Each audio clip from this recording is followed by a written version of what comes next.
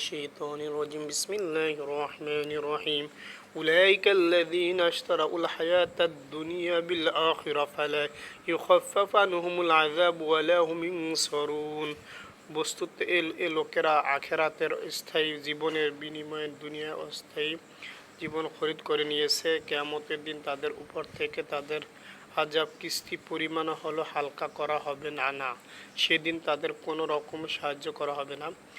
ولقد آتينا موسى الكتاب وقفينا من بعده بالرسل آتينا عيسى ابن مريم البينات وأيدناه بروح القدس أفكلما جاءكم رسول بما لا تهوى أنفسكم استكبرتم ففريقا كذبتم وفريقا تقتلون।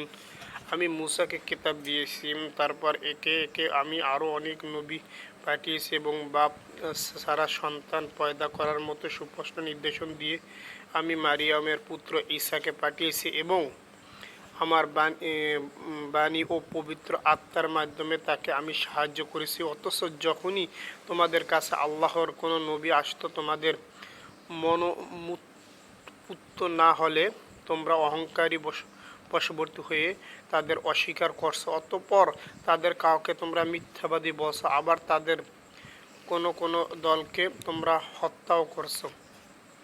وقالوا قلوبنا غلف بل لعنهم الله بكفرهم فقليلا ما يؤمنون।